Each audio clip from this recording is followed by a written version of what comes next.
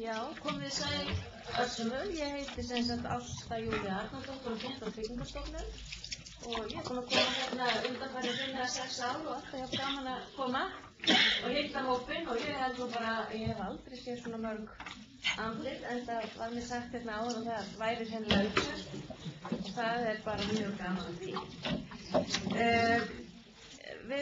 Ég hef cirka svona 45 mínútur með ykkur og ég svona kannski ætlast ekki til að við læri allir almannatryggingar á þeim tíma. Þetta er margt slungið og margt að muna og vita en svona hugmyndin er nú meira að þetta sé svona blanding í boka og það sé meira svona vegvísir þannig að þeir svona kannski áttir ykkur betur á hvernig þetta virkar allt saman og svona kunni betur að rata þetta kerfi. Ég kom með, það nú eftir því sem árið líða þá komum við kannski með minna og minna af pappír með okkur. Fyrst þegar ég kom hingað þá vorum við með þykkan bækling sem hét Áfram veginn, þykkur dogandur með svona öllum helstu upplýsingum. Nú er meira og meira komið inn á vefinn hjá okkur. Ég hef reynda setti fram svona lítið slægir þar sem er svona upplýsingar helstu mína síður sem er rafræn, þessi rafræna þjónustuleið. Og eins er aftan á, þar eru góðar upplýsingar alla bréfa og útsendingar og svona helstu tímabil sem eitthvað er að gerast í málu lífeyrisþega hjá Tryggingastofnun. Þannig að þetta fer ekki mikið fyrir þessu en það eru heilmargar upplýsingar.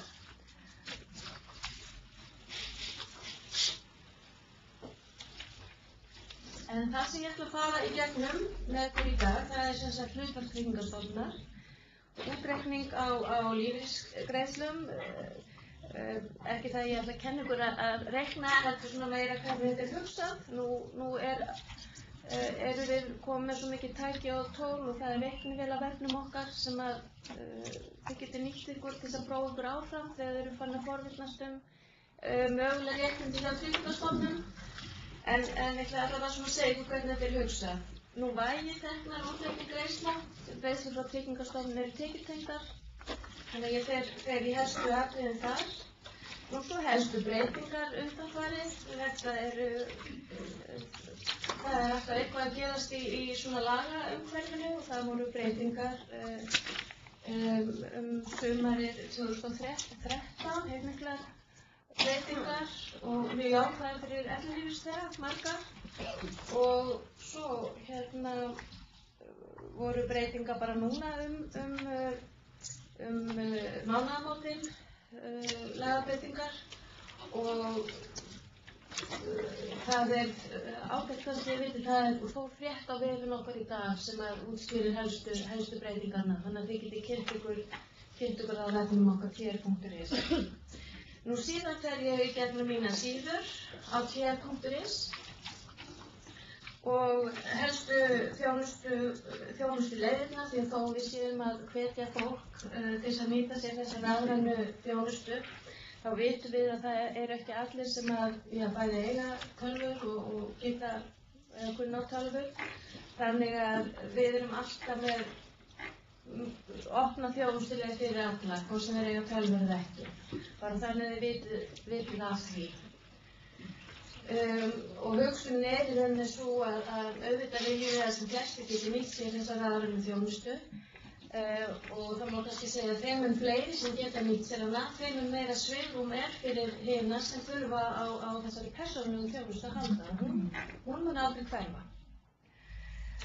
Nú síðan sjáum við bara með fyrirspurnir hvað tíma við höfum, það er líka hægt að stoppa inn á milli, við sjáum bara hvernig þetta þróast.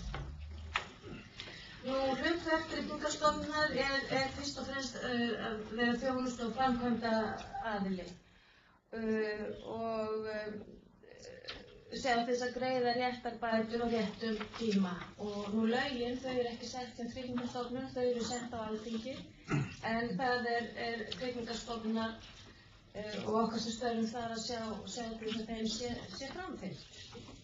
Nú síðan að veita gagnlegar upplýsingar og það ekkert lítið mikilvægt og það færist alltaf í vöxt. Bara það að við sendum fulltrúa til hópa eins og ykkar, það alltaf fleiri og fleiri sem byrja svona kynningar og við reynum að sinna öllum slíkum kynningum og finnst það mjög jákvætt. Þannig að þetta hefur allt saman færst í vöxt. Og þegar ég byrjaði að vinna hjá Tryggingastofnun fyrir 13 árum að þá heyrði ég ekkert voðalega mikið notað orðið þjónusta. Það var eiginlega ekkert algengt orð. En núna það bara notað í annarri hverri setningu og það alltaf að færast ofar á listan að þjónusta eins vel og hægt innan lagaumhverfisins sem við höfum. Nú síðan mikilvægt að eiga góða samvinnu við hagsmunasamtökin eins og Félag eldri borgara og Öryrkjabandalagið og við fáum þau til liðs við okkur eins og bara til dæmis þegar verið að senda út svona þessi stærri bréf að þá fáum við fulltrúa frá þeim til þess að fara yfir því við viljum ekki senda neitt út nema þetta sé á mannamáli og fólki skilji hvað stendur í bréfunum. En því ég var nú að segja ykkur þegar ég byrjaði fyrir 13 árum og það nú bara annað dæmi að ég byrjaði sem ráðgjafi í Síma og mér fannst eiginlega bara önnur spurning vera að fólk skildi ekki hvað stóð í bréfunum. Nú heyrir það bara til undantekninga. Þeir segja mér ráðgjafarnir í Símanum að þetta ekki spurning sem þeir eru að fá í dag. Það eru kannski ekki endilega því sáttir við innihald bréfanna en fólk almennt bara skilur bréfin. Það svona einfaldara og aðgengilegra mál og þannig að þessi samvinna skiptir máli og skila sér. Nú síðan líka mikilvægt að veita stjórnvöldum faglega ráðgjöf að þó svo að lögin séu sett á Alþingi að þá náttúrulega Tryggingastofnun með gríðarlegt magn af upplýsingum sem að stjórnmálamenn þurfa til þess að breyta lögum að upplýsingagjöfin Tryggingastofnunar að miðla upplýsingum til stjórnvalda. Og því það eru við sem að heyrum í fólkinu í landinu og getum þá og erum oft með mjög gagnlegar upplýsingar fyrir stjórnvald. Nú þetta, ég ætla ekki kannski að staldra lengi við náttúrulega erum aðalega að fjalla ellilífeyri í dag en svona eins og þessi mynd sýnir getur ferill einnar manneskju verið að einstaklingur getur á sinni starfsævi orðið veikur og byrjar þá á að nýta sér veikindaréttinn á vinnustaðnum. Nú síðan taka það mögulega við sjúkradagpeningan frá stéttarfélagi og síðan mögulega endurhæfingarlífeyri hjá Tryggingastofnun og svo hugsanlega þá örorkulífeyri í framhaldi af því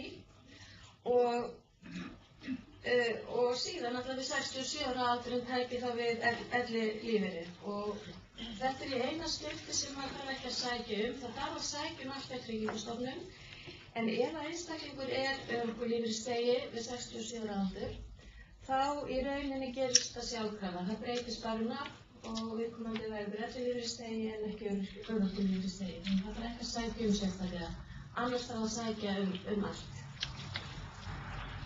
Alltaf eins og staðan í dag, við viljum að týna framtíð fyrir skauti sér en auðvitað væri óskandi að fólk þyrfti ekki sækja heldur kæmi þetta bara sjálfkrafa þar sem fólk á rétt á en það má alltaf láta sig dreyma og haldið þróast á þannig. Nú lífeyrisárið og þetta sjáum við líka aftan á þessu litla blaði. Hvernig svona lífeyrisárið, þetta nú að mörgu leyti kannski einfaldari að hafa þetta bara í beinni línu, þannig að þið getur spúkið þetta betur seinna. En frá því að sótt lífeyri hjá Tryggingastofnun og það gerist við 67 ára aldurinn Og reglan svo, þeir sem búa hérna á höfuðborgarsvæðinu, að þeir eiga þá sent upplýsingabréf svona 2 mánuðum áður en þessum aldrei náð. Það sem umsóknareyðublað og svona einblöðungur með helstu upplýsingum ellilífeyri og síðan bréf sem boð kynningarviðtal. Og ég hvet ykkur þegar þið fáið þetta bréf að nýta ykkur viðtalið. Það ekki alltaf að fólk sé að hætta að vinna akkurat við 67 ára aldurinn, sumir að vinna áfram og ætla að bíða með að sækja En það ágætt að nýta sér þetta viðtal, því þetta svona fræðslustund og þarna hægt að stíga sin fyrstu skref í að átta sig á hvernig mínar síður virka. Þannig að ég hvet ykkur til að nýta ykkur það. Nú ef að tíminn ekki henta sem tiltekin í bréfinu, að þá getið óskað eftir öðrum tíma og það í rauninni alltaf hægt að koma. Ef fólk ætlar að fá upplýsingar niður í þjónustumist, þá þarf við sjálfsagt ekki að panta tíma. Það ekki nema að fólk vil vera svona í sér viðtalsherbergi. En sem sagt, þegar sótt lífeyri hjá Tryggingastofnun, þá þarf að fylgja með tekjuáætlun,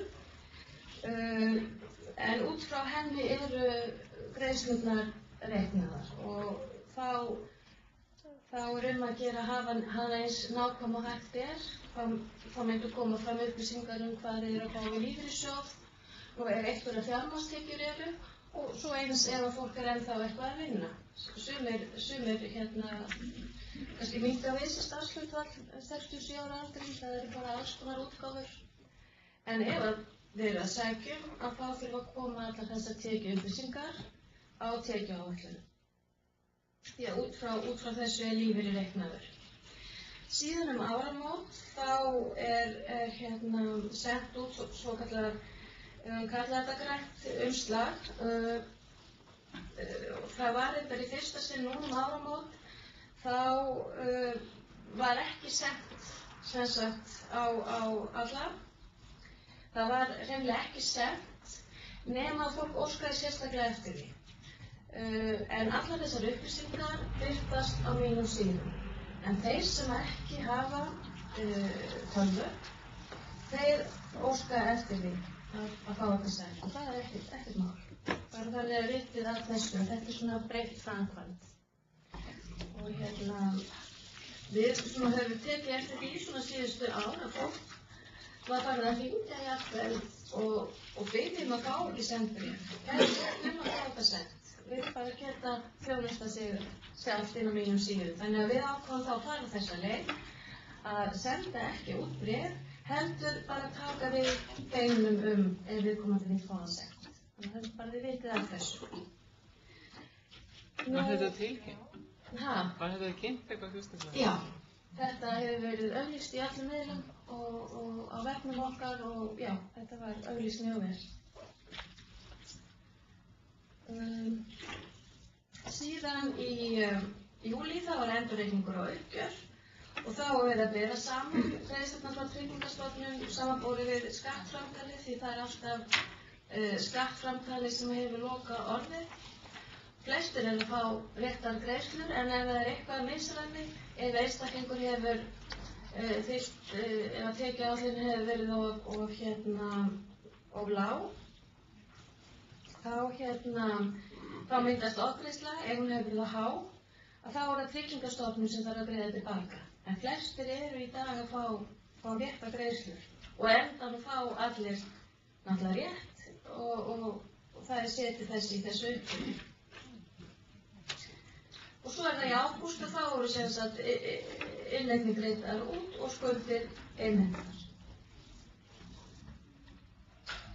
Og þessi mynd, hún sýnir nú í rauninni bara það sama. Þetta svona einfaldari mynd á endurreikningu og uppgjör. Það þessi samanburður á réttindum hjá Tryggingastofnun og samanburði tekið samkvæmt skattframtali. Síðan þetta svona bara til að minna á að ef þið hafið búið og starfað erlendis og þá erum við sérstaklega Norðurlöndin og Evrópulöndin að þá, og þið hefur búið þar og starfa þá eigið þið mögulegan rétt þar og ef það hefur verið á Norðurlöndunum að þá virkar Tryggingastofnun svona sem tengistofnun þannig að þegar þið sækið hjá okkur að þá getur þið fyllt út eyðublað sem að síðan áfram sendt til sem Danmerkur ef þið hafið búið þar að starfa og þá er kannað ykkar réttur þar kannaður bara þannig að þið vitið af þessu.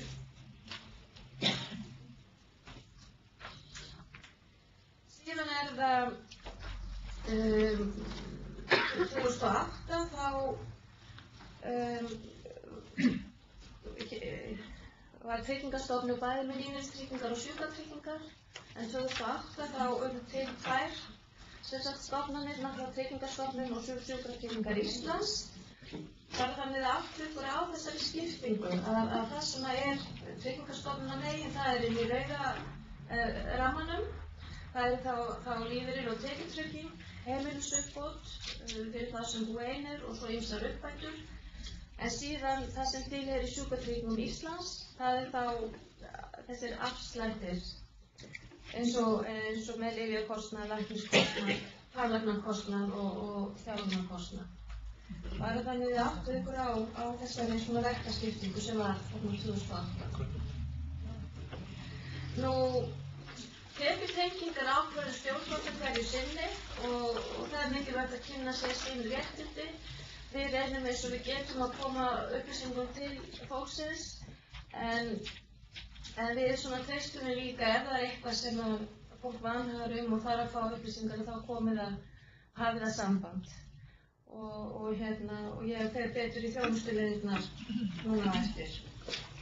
Og síðan annað mikilvægt fyrir ykkur að vita og það kannski þess vegna sem gott fyrir ykkur að koma í þetta kynningaviðtal að ef einstaklingur ennþá að vinna við 67 ára aldur og með mánaðartekjur upp á það rúm 450.000 mánuði þá borgar sig að bíða með að sækja því þá hægt að ávinna sér aukin réttindi og ég útskýri það líka betur á eftir. Nú, tekjutengingin, þetta vega sagt nú svolítið að svona útskýra hana að rauðu flokkarnir eru þeir tekjuflokkar sem geta haft áhrif á greiðslur Tryggingastofnunar.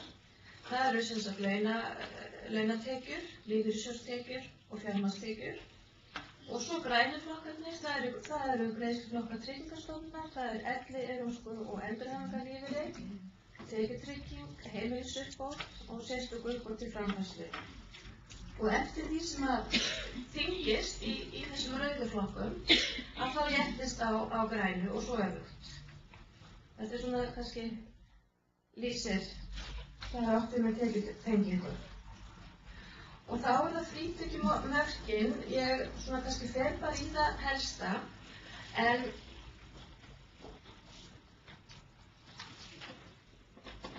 áður en að ég útskýri það helsta, þá hérna einblöðungur á vefnum. Þetta vinsælasti einblöðungurinn sem skoðaður á vefnum. Á þessu blaði eru allar helstu tölur sem skipta máli og upphæðir greiðsluflokkana og frítekjumörkin og svona prósenturnar. Þannig að ef þið viljið svona fara ítarlega í þetta þá hvet ég ykkur til þess að skoða þetta og ég með nokkur eintök sem þeir sem ekki með tölvu geta þá gripið á leiðinni heim. Og en annars þetta á vefnum og allar upplýsingar sem skipta máli á vefnum. En ég ætla að skilja, ég held ég sé með 30-40 eintök og ég ætla að skilja þau eftir á borðinu. Vitið hvað þetta frítekjublað, þetta blað? Yfirskriftin útreikning lífeyris og tengdra bóta, janúar 2014. Og á þessum einblöðum koma upplýsingar öll frítekjumörkin.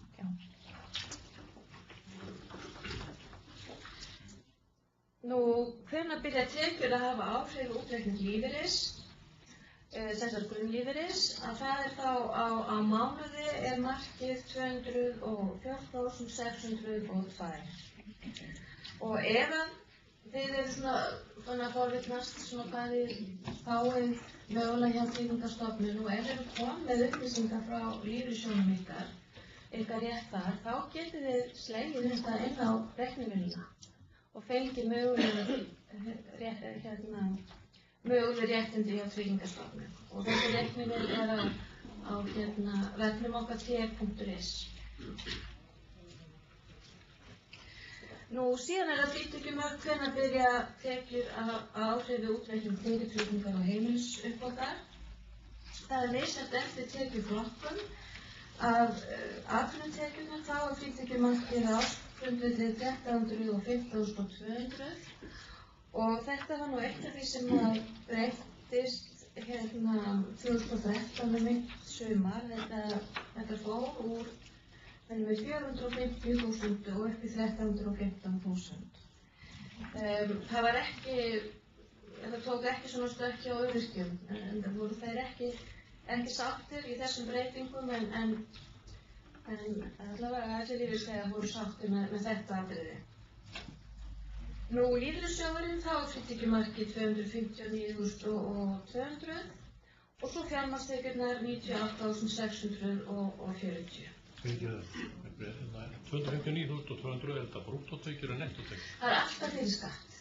Já, allar tölur sem eru getnar upp og eins og með umblóðum það alltaf fyrir skatt. Síðan réttur og greiðslufærslu niður að þetta það sem ég talaði áðan ef einstaklingur ennþá að vinna í 67 árum og að fá mánaðargreiðslur, já það hækkar upp í 355.000, það markið, 355.718 að með þessar mánaðartekjur þá engin greiðsluréttur hjá Tryggingastofnun og þá borgar sig að bíða með að sækja. Og svo það útreikningurinn. Ég stikla bara á stóru, fólk bara farin að spyrja minna og minna þetta, fólk nýtir sér bara reiknivélina og þegar þau eru komin inn í kerfið, búin að sækja og það er búin að reikningur út, þá myndið þau nýtt ykkur frekar bráðabirgða útreikningin á mínum síðum. Það koma upp á svona forskráðari hlutir, þannig að en fram að því til að nýta ykkur reiknivélina. En svona hugsunin á bakvið sem sagt að áður en réttindi eru reiknuð þá eru frítekjumörk dregin frá viðeigandi tekjuflokkum og þannig fást viðmiðunartekjur til útreiknings. Og þetta aðeins við útreikning tekjutryggingar og heimilisuppbótar. Og síðan það þessi frestun á töku ellilífeyris. Ef einstaklingur sem sagt að vinna við 67 ára aldur og með mánaðartekjur upp á 355.000 rúm, að þá með því að fresta að sækjum að það hækkar greiðslur 0,5% á mánuði eða 6% á ári og getur mest orðið í 5 ár til 72 aldurs. Og þá kemur hækkunin upp á ellilífeyri tekjutryggingu og heimilisuppbót. Gildir þetta bara ef maður að vinna? Já, ef einstaklingur með þessar tekjur, já, ennþá að vinna. En auðvitað ræður fólk hvort að sækja hjá Tryggingastofnun eða ekki, það ekkert sem skyldar einstakling. En við bendum á þetta því að það ákveðin ávinningur fyrir fólk að bíða með að sækja að því það tengir fólk eða enga greiðslur með þessi mánaðarlaun. Og það er ekki að draga svo tilbaka. Þess vegna okkur skylt að benda fólki á þetta. Hvað ef maður er öryrki sem að fara á ellilífeyri? Það fer bara átomatist?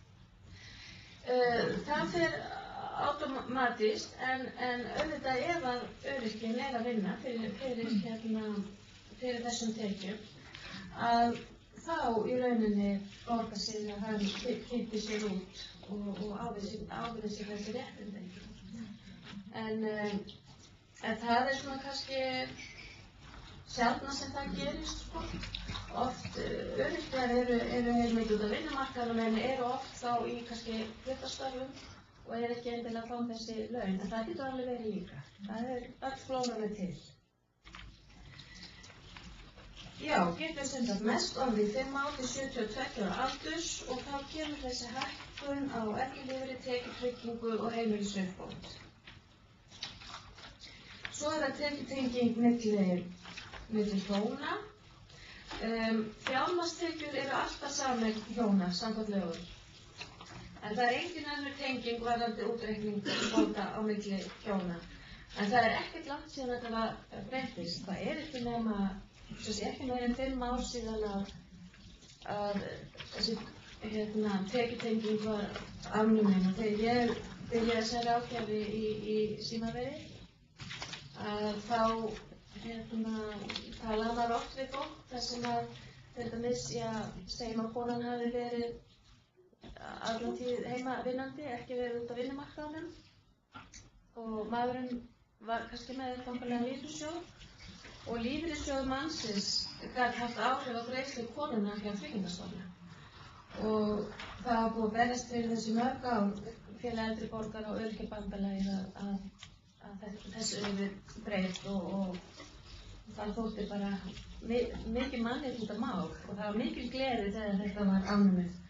Og það var virkilega gaman að vinna hjá Tryggingastofnun. Það hringdi allir og þökkuðu okkur fyrir þetta. Þetta var nú alþingismönnunum að þakka, þannig að við svo sem áttum ekki kannski endilega þann heimur, en það var gaman að heyra hvað fólk var ánægt.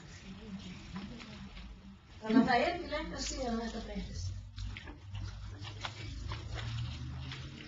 Síðan það framfærslutryggingin. Þetta svona eiginlega nýr flokkur. Ekki nema 3 ára gamall var settur í tíu Jóhannu Sigurðardóttur og var svona kannski hugsaður til þess að tryggja ákveðna lágmarksframfærslu og tryggja þeim sem hefði lítið sem ekkert annars staðar frá. Þannig að þeir, og það þá kannski frekar öryrkjar sem hafa ekki getað öðlast næg lífeyrisréttindi. Hafa kannski aldrei komist út á vinnumarkaðinn. Þannig að þetta til þess að tryggja ákveðna lágmarksframfærslu. Þannig að ef einstaklingur býr einn og ekkert að fá annars staðar frá, og heimilsuppbót þá þarna engin, þá var framfærslutryggingin 218.515. Nú síðan þeir sem búa ekki einir, eins og bara Jón, þá það mínus heimilsuppbót. Þá var framfærslutryggingin 188.312. Það þessi sömu trygging og þú sett, framfærslutrygging þýðir bara heildar innkoma. Já, þetta bara nafnið á þessum greiðsluflokk, En þetta bara ekki, þetta skattlaust. Já, það náttúrulega bara, fólk þarf að leggja skattkort, Já. Þetta svo lágt og þetta Ég man ekki alveg hvað skattleysis eru. Það allavega eitthvað mjög lítið sem tekið í skatt. Það segðu án annarra tekna og með aðra tekjur. Það sama raunverulega upphæð. 280.000, hvort sem aðra tekjur ekki. Já, það kom annars þar. Já. En málið að þessi flokkur hugsaður fyrir þá sem hafa lítið sem ekkert annars þarna. Þannig að það fljótt að lækka ef viðkomandi með eitthvað í lífeyrissjóð og svona Já, þetta ekki lífeyrir. Þetta ekki lífeyrissjóðurinn. Nei, þetta greiðsla sem kemur frá Tryggingastofnun. Já, það stendur lífeyrir og tekjutrygging. Það þetta græna. Já. Þetta þá ekki lífeyrissjóðurinn? Jú, þetta Lífeyrir frá Tryggingastofnun. Ekki frá lífeyrissjóðurinn? Nei, lífeyrissjóðurinn kemur þarna ekki til það. Þetta bara það sem tilheyrir Tryggingastofnun. Nú, síðan það viðbótargreiðslu bara eins og hjá launþegum að það 20% álagsuppbót af tekjutryggingu og heimilisuppbót og það verður sama á þessu ári 2014. Þetta hefur verið svipað undanfarin ár, þetta hafa alltaf verið þessi prósentur og síðan það desemberuppbót, 30% af tekjutryggingu og heimilisuppbót. Síðan setti ég þetta voru þessar breytingar sem komu 2013 og giltu frá 1. júlí 2013 og þær voru helst af þessar sem snúa ellilífeyrisþegum að frítekjumarki vegna atvinnutekna ellilífeyrisþega hækkaði úr 480.000 krónum í 1315.200 á ársgrundvelli eða í sem svarar 109.000 krónum á mánuði frá 1. júlí 2013. Og síðan hinn aðalbreytingin var að lífeyrissjóðstekjur hafa ekki lengur áhrif á grunnlífeyri almannatrygginga. Skilðu þetta aðeins út fyrir mig? Já, skilðu, já. Með lífeyrissjóði. Sko, ef ég er að fá lífeyristekjur, bara tekjur lífeyrissjóði, fæ ég hana 35.000 kall til meðlumsjóð? Já. Þetta var nefnilega afnumið 2009, þannig að lífeyrissjóðstekjur fóru að hafa áhrif á grunnlífeyri. En þessu var snúið við núna 2013, þannig að það sama hversu mikið frá lífeyrissjóð. Lífeyrissjóðurinn eitthvað snertir ekki þennan grunnlífeyri sem að í dag fyrir ellilífeyrisþega 35.279. En síðan, nú erum við að tala bara lífeyrissjóði. Þannig að lífeyrissjóðsgreiðslur hafa ekki áhrif á grunnlífeyri. Og þannig að það var í rauninni bara verið að snúa við lagabreytingunni frá 2009. En við erum að sækjum þetta til ykkar? Já, það er að sækjum það. Já. Og það miðast til 67 ára? Það miðast til 67 ára. Nú síðan það frekari réttindi. Við höfum kortir í viðbótar ekki, ef ekki? Við höfum komið til langt yfir. Já. Ég fer kannski aðeins hraðar yfir þetta. Þetta er svona atriði sem er bara gott fyrir ykkur að vita af. Og það sem er kannski mest spurt í sambandi við uppbæturnar, það eru umönnunar og makabætur. Það fór ágætt að við vitið af þessu. Það er hægt að sækja umönnunar og makabætur ef það verið annars bleikan lífeyrisþega heima fyrir. En þá þarf að sýna fram á viðkomandi sé að minnka við sér vinnu eða hætta að vinna og það þarf að sækja það þarf læknisvott og svo lækni veika sem staðfestir umönnunarþörfina og síðan staðfestinga að viðkomandi sé að hætta að vinna eða minnka við sér vinnu vegna umönnunar. Og síðan er það bifreiðafnumundin. Það er líka, þetta er bara eitt af því sem er gott að vita. Það er að lífeyrisþegi getur sótt uppbót til kaupa á bifreið og uppbót til rekstursbifreiðar ef að hreyfihömlun er að ræða.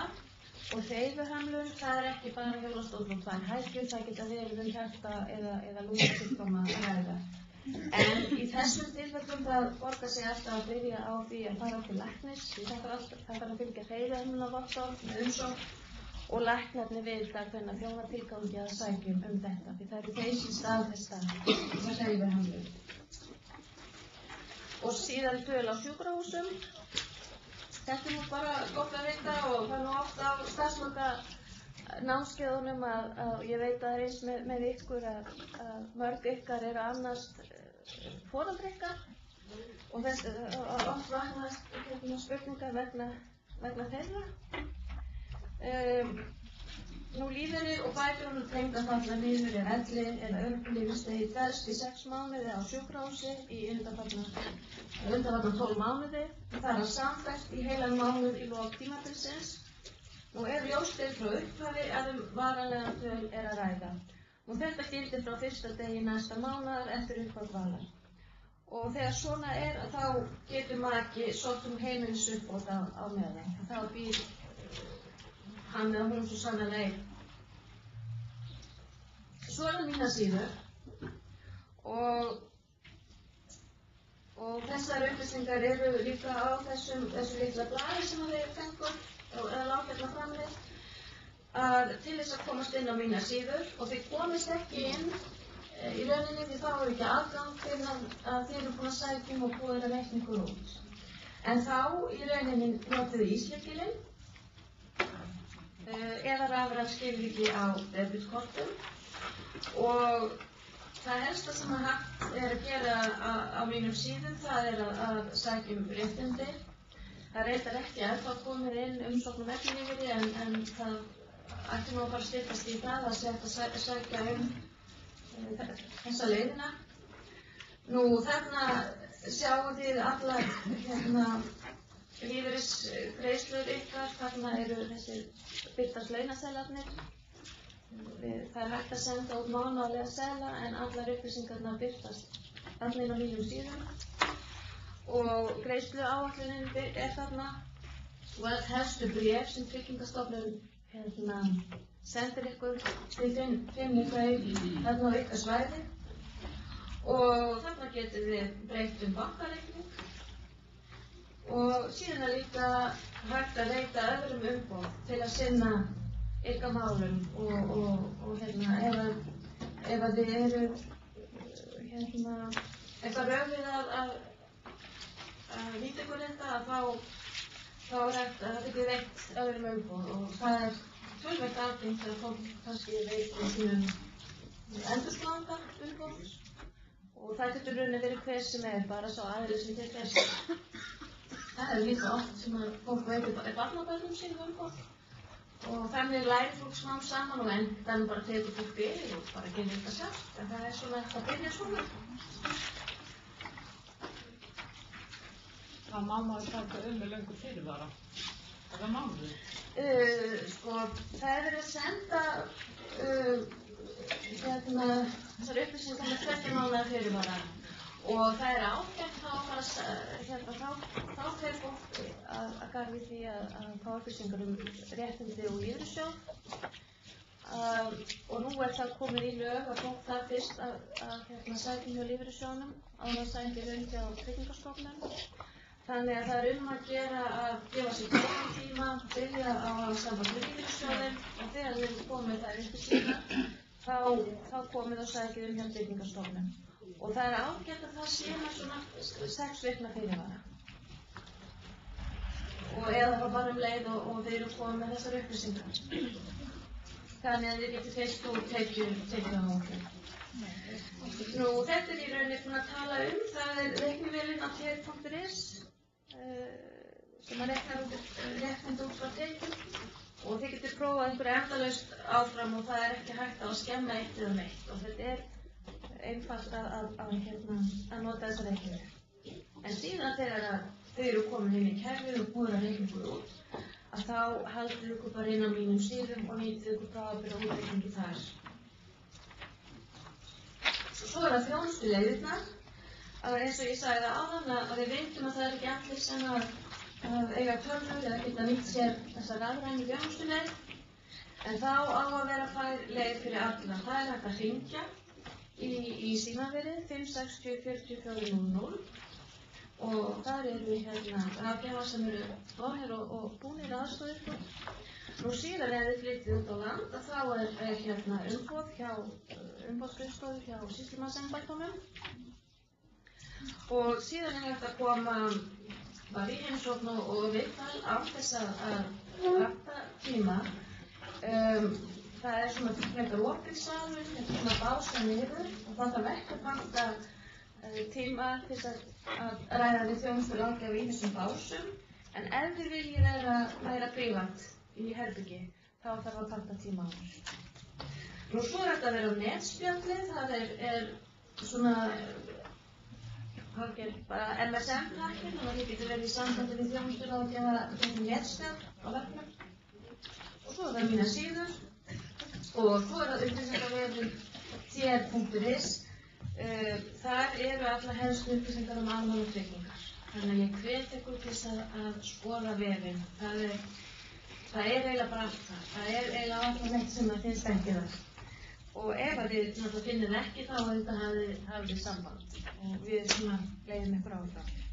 Svo þetta senda fyrirspurn á TR.is og yfirleitt tekur það ekki meira en dag að svara en við gefum okkur samt 3 sólarhringa.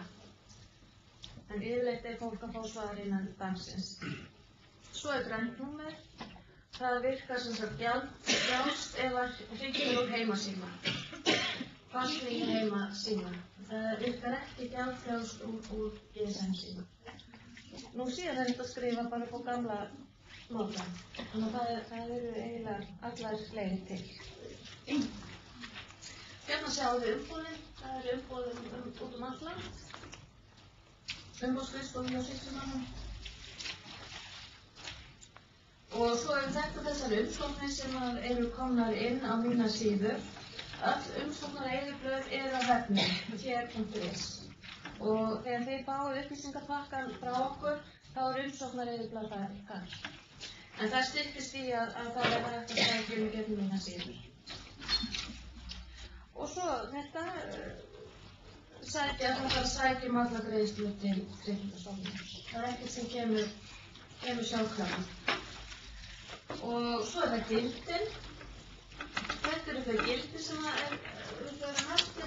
Það er traustið, að vera fagleg og áreiðanleg í störfum okkar og það er samvinnan, að vinna saman að því að mæta ólíkum þjálfum viðskiptavina og svo metnaður að sýna frumkvæði og beina kröftum okkar og þekkingu að þau gera síðan betur. Og við í rauninni, það er enginn sem er að veita það góða þjónustu að hann getur ekki sagt við getum gert betur og það er alltaf að gera betur.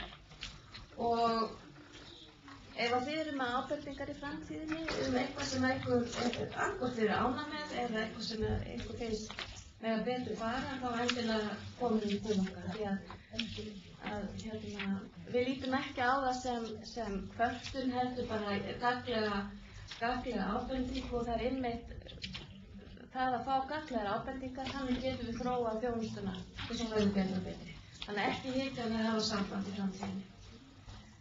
Þannig, já, tíminn er víst búinn.